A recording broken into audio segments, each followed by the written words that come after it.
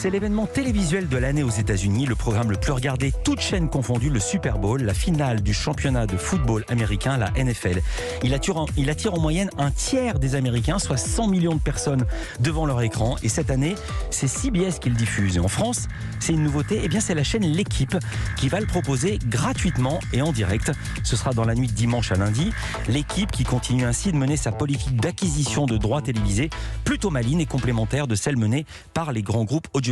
Bonjour Jérôme Saporito. Bonjour Philippe. Vous êtes le directeur de la chaîne L'Équipe, c'est le canal 21 de la TNT. Vous continuez donc à enrichir votre catalogue de programmes, Vous venez d'acheter des nouveaux droits, joli coup.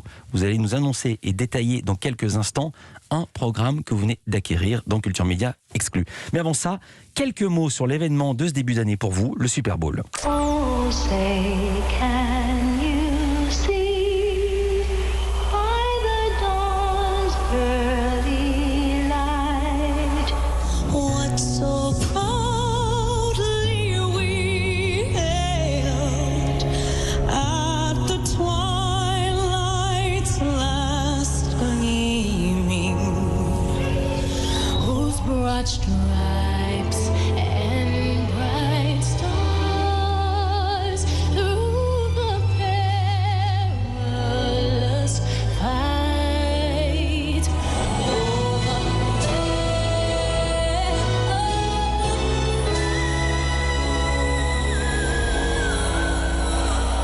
C'est ça le Super Bowl, l'hymne américain chanté que par des stars. On a entendu dans l'ordre Diana Ross, Lady Gaga, Beyoncé, Mariah Carey. C'est l'un des temps forts du Super Bowl, c'est juste avant le coup d'envoi. Pourquoi Jérôme Saporito avoir acheté ce match qui est diffusé à un horaire compliqué pour faire de l'audience? Il est en pleine nuit, entre minuit et demi et 6h du matin. Alors au fait on a acheté toute une partie de la saison, un match par semaine qu'on a diffusé d'abord sur le digital, puis après les playoffs, la fin du championnat on va dire sur la chaîne. Et le Super Bowl, si vous voulez, il y a dans le monde chaque année il y a 3 événements qui ont cette taille-là, ce gigantisme-là. Et le Super Bowl en fait partie. C'est quoi les deux autres? Pardon ? Les deux autres? Après, il y a les JO, il y a le Tour de France selon les années. Mais annuellement comme ça, pratiquement, il n'y a pas plus grand que le Super Bowl. Après, les Indiens, ils adorent d'autres sports et le cricket en particulier. Mais le Super Bowl, c'est l'événement numéro 1 en sport. C'est pour ça que vous l'avez pris. C'est également diffusé sur Bing Sport, mais c'est payant. Oui, nous c'est notre particularité, on est une chaîne gratuite, donc on offre au plus grand nombre la possibilité de regarder tous les sports chez nous, et c'est vraiment quelque chose qui nous tient à cœur, cette gratuité, parce que c'est un axe, c'est différent, on parle beaucoup d'argent dans le sport, nous c'est gratuit. On va en parler, c'est gratuit pour nous et c'est pas pour vous. Justement, c'était gratuit, on pouvait voir le Super Bowl depuis 2 ans sur TF1, les audiences ont été très bonnes compte tenu de l'horaire, 408 000 téléspectateurs l'an dernier, et surtout 530 000 en 2019, record pour le Super Bowl en France, record que la Fédération française de football américain espère bien battre cette année avec vous, d'autant que vous avez préparé vos téléspectateurs, vous l'avez dit, vous avez diffusé plusieurs matchs de la NFL et c'est ce qu'a dit son directeur du développement Pierre Trochet et Axel May du service des sports d'Europe 1. On a vraiment un super espoir de record parce que on sait que le match est arrivé sur TF1 au milieu de nulle part, comme c'était un petit peu avant, sans réel éditorial. Là, on sent un effort, on sent une vraie implication des équipes. Il y a des gens qui ont pu regarder toute la saison, chaque week-end, un match. Et les audiences en clair sur les playoffs ont été très très bonnes, donc on peut raisonnablement penser à un record cette année. La communauté se mobilise à chaque fois en masse pour soutenir la médiatisation du foot américain. Donc on est une petite niche, mais on est une petite niche très active. Battre ce record, 530 000 téléspectateurs, je le rappelle, c'est également votre objectif ? Oui, c'est toujours de battre des records. On est dans le sport, donc battre des records, ça fait partie de notre ADN. Mais c'est surtout, cette année, si vous voulez, vous avez... tout est réuni pour faire de ce rendez-vous-là un truc de dingue. Vous avez sportivement les 2 meilleurs quarterbacks, donc c'est les lanceurs qui existent. Vous avez le vieux, 43 ans, qui a déjà gagné 6 fois. S'il gagne une 7e fois, il rentrera dans l'histoire du sport américain. Il s'appelle Tom Brady, j'ai mes fiches. Voilà, exactement. J'ai ma fiche aussi écrit à 43 ans, on est vieux, je le note. Et en face, vous avez 24 ans, Patrick Mahomes, qui a remporté l'année dernière ce Super Bowl, qui allait dans l'ombre, qui veut aller titiller le très grand champion. Et puis après, vous avez aussi le spectacle de la mi-temps. C'est ce qui fait le sel du Super Bowl. Cette année, ils ont investi 7 millions de dollars dans ce spectacle. Voilà, c'est The Weeknd qui sera là. On annonce aussi, il y a beaucoup de bruit qui court autour de Super Bowl, parce qu'il sera sûrement pas tout seul, The Weeknd. Il est produit par Daft Punk. On a vu la playlist sortir, il y a pas mal de morceaux de Daft Punk qui sont là. On parle d'Ariana Grande. On sait que ça va être un grand rendez-vous parce que voilà, les Américains sur le show, ils savent faire. Et puis après, il y a un contexte aussi politique, économique, sociétal. Les États-Unis, ils en sont à 450 000 morts de la Covid. Donc ça va être ce moment-là où ils vont être aussi en quête de réunir le pays. Trump n'est plus là, Biden arrive. Donc tous ces ingrédients-là font que ce rendez-vous-là va être quelque chose de très très particulier pour les Américains. Et ce rendez-vous, parce que quand même il y a le match, ce sera Kansas City contre Tampa Bay. Vous attendez quelle audience ? La meilleure possible. La meilleure possible. Écoutez, non mais si... Non, alors je vais mieux poser ma question. Est-ce que vous pensez battre le record de TF1 ? Tout est réuni, on a fait le boulot pour expliquer, on a été pédagogique, on a réuni autour de Grégory Hacher, Peter et Anthony, nos commentateurs. Alors racontez le dispositif pour qui ne connaît pas. Donc il y aura Grégory Hacher qui va présenter. Voilà, il sera sur place ou il sera depuis Paris ? Il sera depuis Paris.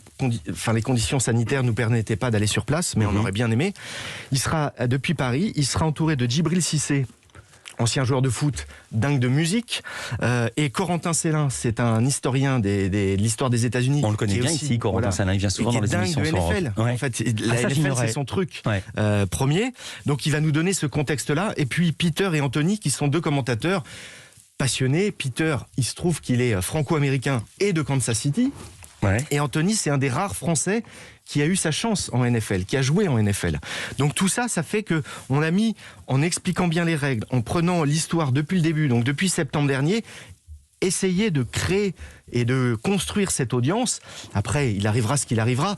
En tout cas, voilà, c'est un bel objectif à poursuivre. Alors, on l'a entendu il y a quelques instants, l'équipe a diffusé plusieurs rencontres de NFL cette saison, notamment les finales de conférence et en quelque sorte les demi-finales du championnat. Extrait de l'une des deux, le match qui opposait Tampa Bay à Green Bay. Toujours 7 yards d'aller chercher, troisième tentative. Brady, la passe de Brady, par-dessus, elle est bonne. Superbe pour Mike Evans, on vous en parlait de ce duo. Brady pour Evans, il avait inscrit 13 touchdowns dans la saison régulière, c'est son deuxième dans ses playoffs et Tampa Bay démarre parfaitement. On attend maintenant la réponse d'Aaron Rodgers. Rodgers sur sa droite, Rodgers par-dessus, la longue passe, elle est bonne, elle est arrêtée et ça va aller au bout. Le touchdown pour les Packers. Allez, le ballon sur les 20 maintenant, sur les 20 Anto. Aux portes de ce qu'on appelle la zone rouge, la red zone, les 20 derniers yards de la ligne maintenant au Fournette. Fournette, qu'est-ce qu'il nous fait? Oh, les Rollers Fournette! Oh, le spin! Fournette qui va au bout! Oh, le touchdown incroyable! Validé par les arbitres, il y a tout eu. Le gauche-droite, le spin, il se jette au bout. Encore un touchdown, mais qu'est-ce que c'est que ce match? Peter Anderson et Anthony Maungu qu'on entend, gros match, gros vocabulaire, spin, yards, touchdown, c'est pas simple à comprendre pour quelqu'un qui ne suit pas le sport. Les règles sont tout aussi difficiles à assimiler. Comment vous faites pour tenter de rendre tout ceci accessible au plus grand nombre ? Parce qu'il y a une règle qui compte au football américain. Il y en a des dizaines, mais il y en a une. Vous avez 4 tentatives pour avancer de 10 yards. 10 yards, c'est 9 mètres. Et pour avancer, soit par la course, vous donnez le ballon à quelqu'un qui court, soit vous le lancez le ballon. Voilà, c'est la seule règle à comprendre. Ouais. Et une fois que vous avez avancé de 10 mètres... Écoutez, pardonnez-moi de vous dire ça, c'est la seule règle à comprendre, mais parfois, quand je regarde ça depuis chez moi, c'est totalement sibyllin avec des flèches partout. Eh bien, restez sur cette règle-là. J'ai 4 tentatives pour avancer de 9 mètres. Ouais. Si j'y arrive, j'ai à nouveau 4 tentatives et le but, c'est d'aller au bout. Comme au rugby, au bout. Mais quand même, c'est beaucoup plus pointu que ça. C'est ça qui est très bien fait chez vous. C'est après, on rentre dans le détail. Mais... Il y a même des bandeaux, il y a des définitions données à l'écran, il y a une mise en scène. C'est une mise en scène qu'on a orchestrée parce qu'on sait bien que le foot américain, c'est pas le sport numéro 1, c'est pas le foot en France, c'est pas ça. Mais donc... Il faut accompagner le téléspectateur. Grégory, qui présente la soirée, il a toujours conscience de ça. Peter, qui travaillait avant sur Bein, on lui a expliqué un peu. On lui a expliqué un peu ce qu'on voulait, là où on voulait emmener. Et puis aussi, ce qui est important, c'est de sentir la passion de ces garçons-là. La passion, ils adorent ça. Et quand vous avez tous ces ingrédients-là, vous embarquez le maximum de gens. Moi aussi, je vais vous apprendre un mot technique. Je vais faire un tease. Quel est le sport, la compétition que l'équipe vient d'acquérir? Réponse en exclusivité dans quelques instants avec Jérôme Saporito, le patron de la chaîne.